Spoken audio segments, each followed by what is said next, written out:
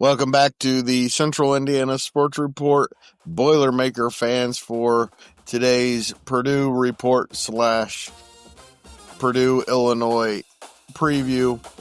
With the Fever playing this week late into the night and baseball playoffs going on, we decided to combine the two into one. We did the same with the Colts, and IU has a bye week, so it was easier to do with them. So we compacted it just a little, but next week we will be back on schedule, we think, although it's possible that we will combine the two again any week. But the plan is to get back to the regular schedule next week. Welcome back to my co-host, Jake Dunn, who is here after a week off. Welcome back, Jake. It was a good week off. Hopefully the team was able to get rested, and it was good to have the week off. Coming off a 56-30 loss to Notre Dame, and looking back on that after what they did to Arkansas, maybe not that big of a deal. A lot of offensive points, and the other one, Jake, I want to look back at is last year against Illinois, and that's an interesting result. Kind of interesting week heading into an Illinois game that maybe you can see the Boilermakers stealing. Certainly not out of the realm of possibilities for this game. So it'd be a cool kind of full circle moment for Ryan Brown if he were able to knock off Illinois. So Illinois is a good team, top 20, pretty solid top 25 team. Don't know if they're a playoff team, but they are decent. So they're one of the better teams Purdue will play this year. But this is for the Cannon Trophy. So Purdue leads that series all time 48-46, and there are 6 ties. So Purdue's won 15 of the last 20 matchups, which that's pretty crazy to have that much of a advantage over the past 20 matchups. It's anything's possible in this series, including last year overtime win by Illinois that kept their great season alive. Otherwise, that would have been a big black eye on the Illini. This is one of those programs that when they come up on the schedule, Purdue always kind of expects to win. It's a really good Illinois team, as you said. I don't think there's any doubt they're a top 25 team. I think if not, they're somewhere around there. But that being said, 63-10 to IU. And then last week, not very impressive against USC.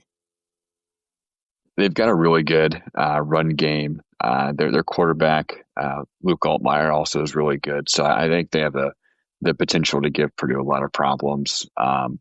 Sure. We saw against USC and Notre Dame some of the real pain points for this Purdue defense. So hopefully over the bye week, they were able to kind of work on some things, get healthier, get rested, to really come out and you really got to come out swinging in this game. Got to come out, start fast, and be aggressive. I think we'll see that from this Barry Odom coached Purdue Boilermakers team. I have a feeling you mentioned Altmaier. He's top 10 quarterback in the country at worst, right? Yeah. Possibly even better than that. That's really where they kind of go. You mentioned that they have a pretty good running game. Nobody who really stands out. Altmaier's a good runner himself. And that's really where Purdue's been beaten when they've been beaten, is really gashed in the run game. So that's going to be, I think, the key, stopping Illinois' run so they can't set up the pass to just really beat this team like we saw against Notre Dame. And you mentioned Altmaier. He's not necessarily a runner by trade, but last year he did kind of hurt Purdue on the ground with 60 rushing yards. Caden Fagan, he is a really solid runner, and the backups are pretty decent for Illinois too, but they're averaging 133 yards a game on the ground. It's good for 11th in the Big Ten. That is a little skewed, though. I believe they only had 2 rushing yards against IU, so it's a little skewed there. But against USC, they had 171 yards on the ground. So, and by the way, they had 60-some rushing yards against IU, but Altmaier had almost 60 yards and losses and sacks. Okay. That's Yeah, how good the IU pass rush was in that game. And yeah. if Purdue can get some pressure, we now know that they're susceptible to that. Illinois has allowed 17 sacks already throughout the first, I guess, 5 weeks now in college football. So Purdue does struggle to kind of generate pressure, and that kind of leaves the secondary out on some islands, which we've seen how good teams can exploit that. But hopefully, this with kind of a weaker line in the Big Ten, Purdue can come in and try to exploit that. So I know we've talked about in the past losing defensive tackle TJ Lindsey. He's out for the year with a torn ACL. That hurts, but hopefully Andy Powell, Charles Correa, and some of the DBs, hopefully they can kind of crash in and cause some havoc there in the backfield. They've really been dominated. The defensive front's really been dominated the last couple of weeks. USC and Notre Dame, two of the best offensive front lines in all of college football. So that it's probably gonna be nice to go up against a line that isn't going to completely dominate. It'll be interesting to find out if the defense can be pretty good if they're not getting beat up front badly. Also, I just kind of like looking at Illinois' schedule. Obviously, we know Purdue's coming off a bye, but Illinois is playing their sixth straight game. They just had a pretty emotional and big win against USC at home. And next week, looking ahead, they've got Ohio State, they're at Ohio State in Columbus. So potentially a game where they could be overlooking Purdue, and it could be on your radar for a trap game. I think Illinois still has a really good chance, but definitely, again, like talk about, not out of the realm of possibility here for the Boilers to sneak away with a win. The Illini gave up 267 passing yards last week against USC, 312 rushing yards against IU the week before, almost 7 yards a carry. So it's a defense that's vulnerable, but it's also a defense that's very talented and fast and makes plays and can cause havoc. Never got a chance against IU, but we've seen it throughout the year otherwise. It's going to have to be a balanced attack. Illinois secondary is banged up a little bit. Losing Xavier Scott was a hard loss for Illinois, but it's got to be more of a balanced attack, whether it be Maccabee or maybe we see a little more of Antonio Harris or Malachi Thomas. Maybe we see a little more of them, or just trying to get Ryan Brown's legs just moving more often, whether that be designed QB runs or RPOs that Brown decides to keep. I think you're definitely gonna have to try to exploit the ground game. And over the past couple of games, again, I know we've played good competition, but Maccabee hasn't really done a whole lot. It's got 70 carries, but against Notre Dame, averaged 1.3 yards per carry. So so it's haven't generated a lot haven't generated a lot from the ground game here so far over the past couple of games. Last couple of games definitely been disappointing. I think Maccabee had a really nice run early in the USC game, and we really haven't heard from him since much. Yeah. Yep. Looked like early on they might be able to run on USC a little bit, and it's just disappeared since then. Yeah. And to be fair, every single position on both front lines, offense and defense, every player on Purdue is outmatched by Notre Dame. It's just going to happen from time to time. Illinois does rank 58th nationally against the run, so they're not elite, but they definitely are a solid group. So, like I said, they make plays. Yeah, they absolutely. Turn mistakes into points. They have a lot of playmakers. Their defensive front is capable of getting to the quarterback early and often. One of the top and deepest defensive fronts in the defensive front lines in the Big Ten for sure. The front line or Illinois' defense has generated 13 sacks so far this season. Only 2 interceptions, but the 13 sacks that kind of limbs to be big here against a Purdue team where they don't have a ton of experience, at least starting together on the front. But that right side is kind of weak on the line. So again, hopefully the bye week they're able to get some things figured out. But I think Illinois knows that the line isn't necessarily a strong suit, so I would anticipate seeing some blitzes and trying to get Ryan Brown moving.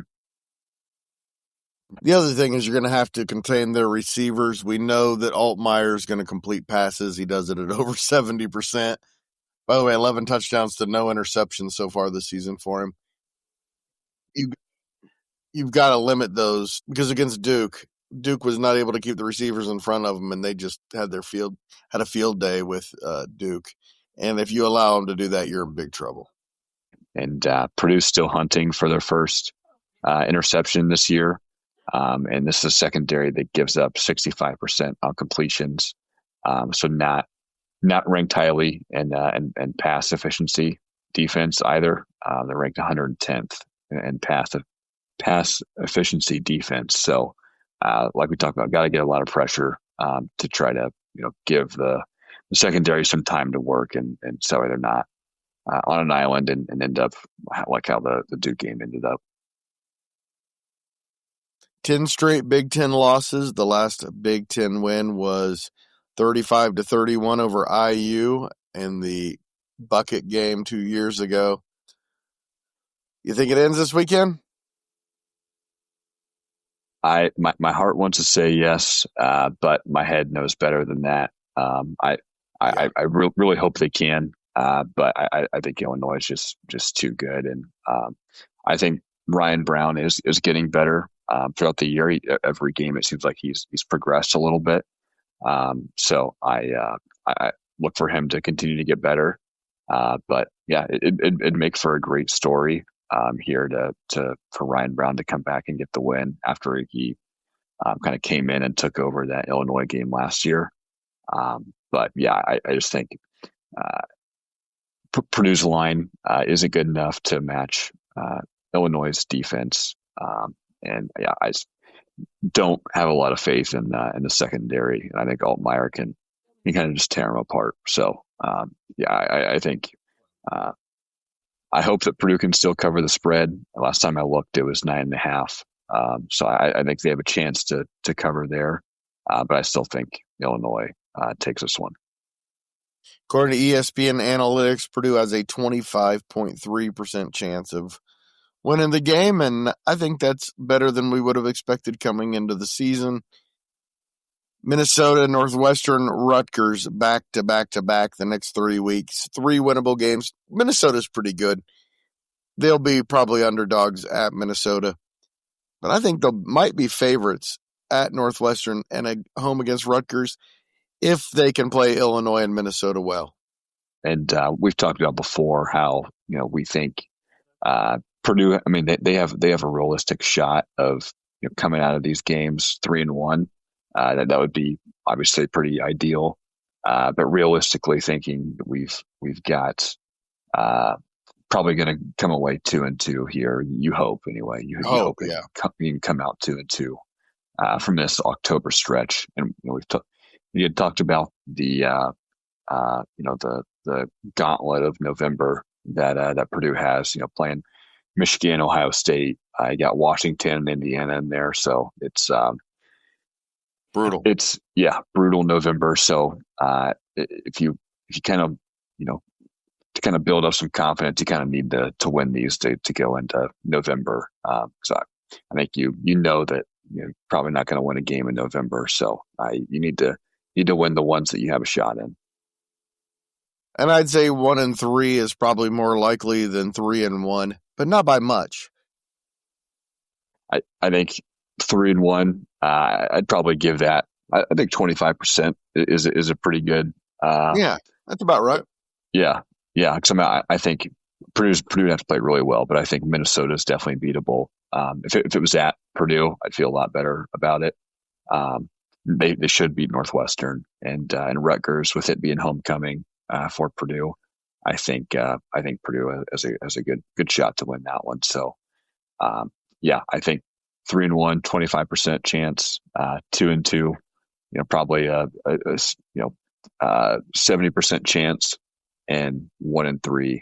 I guess that leaves 5% left for that. But yeah, maybe I'm a little higher there on the team than I should be, but yeah, I think 3-1 possible, but 2-2, I'd probably get a pretty good shot of coming away in October 2-2. ESPN Analytics says 0-4. By the way, they have Wow. Northwestern 49% chance of winning at Northwestern. Oh wow. Okay. Maybe Northwestern will show something here over the next couple of weeks, but They've looked better than they looked early in the season, but they're still not yeah, very good. yeah. By the way, 37% chance of beating Rutgers at home is what ESPN Analytics says. Wow. Okay. So the analytics liking uh, are not liking Purdue. 31% chance in Minnesota. I agree with you though. I think those numbers are off. I could be wrong, but again, the Notre Dame game is going to be so skewed in the eyes of these things just because of the mismatch at so many positions that you're not going to have against Minnesota, Northwestern, Rutgers, and Illinois, maybe Illinois, but those other three for sure.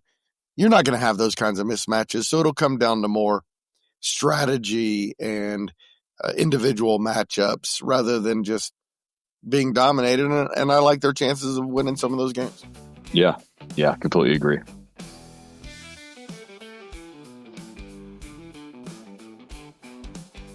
All right, before we go, let's talk a little basketball. It's starting, and I can't wait, man. Yeah, practice has started, so I've been hearing a lot of good things about Jakari Harris and CJ Cox in particular. So I think those would be kind of your breakout candidates for the team. I think it's gonna take a little bit for Omer Meyer to really kind of get the handle of things and to be in a system. He in playing pro ball in Israel, they'd run. They run basically one set. If it didn't work, it was ISO ball. Where at Purdue, that's not necessarily the case. So I think it's going to take him a little bit to get acclimated. So he may start the season coming off the bench, but I still think he'll be a really great addition to this team, and especially for next year, kind of taking over for Braden Smith after he graduates. We have a new Boilermaker in the fold for 2025-26 for the 26-27 season in Rivers Night, 6'8" from La Lumiere in Northern Indiana. Commitment for Coach Painter. They also missed out on two of the nation's top players, but we're used to that, aren't we? Bo Ogden chose Texas. Ralph Scott chose Tennessee. But Matt Painter will beat you with players inferior to yours. For some context, Bo Ogden's dad is a coach on Texas's team, so I think it was hard to get him away from there. But I think Adidas is kind of throwing a lot of money out there for recruitment. Tennessee is an Adidas school, so it's hard to match.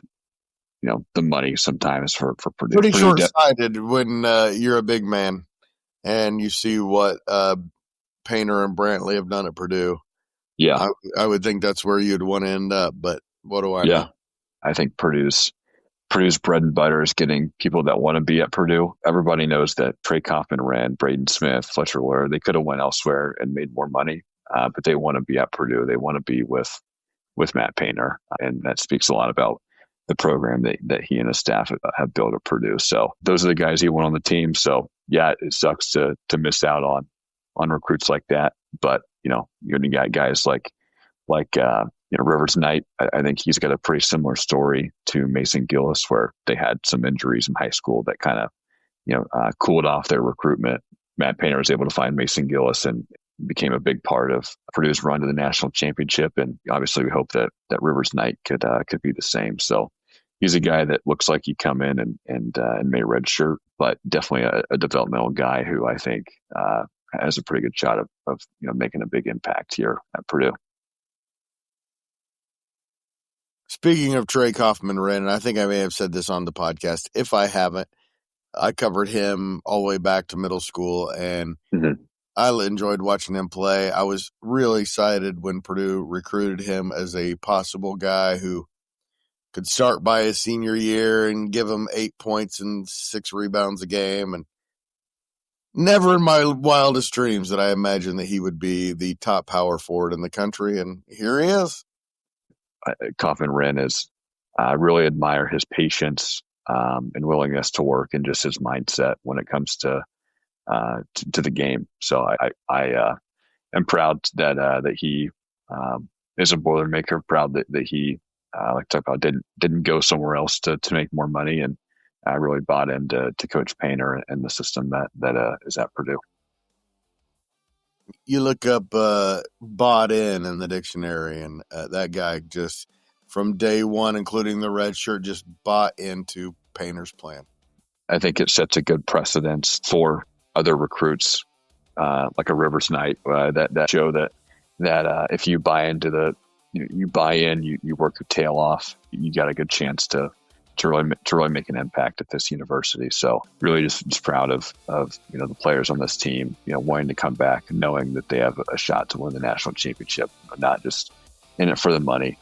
Don't get me wrong, they're still getting paid very well, but like we talked about, they could have gone elsewhere to make more money. But just really thankful to have Coach Painter at the helm. I don't know what to do with myself with a coach that I just never complain about him. He does some things that I disagree with, but I've gotten to the point where I say he's usually right in the end. Why would I even complain about it? Yeah.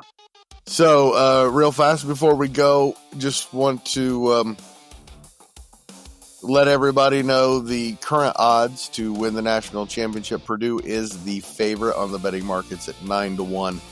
That's down from 14-1 on April 7th. So a lot of money coming in on the Boilermakers, apparently. Then Houston is 10-1, Duke 11-1, UConn, Florida, and Kentucky 17-1, Michigan, St. John's 19-1, and BYU, Kansas, Louisville, and Texas Tech are 20-1.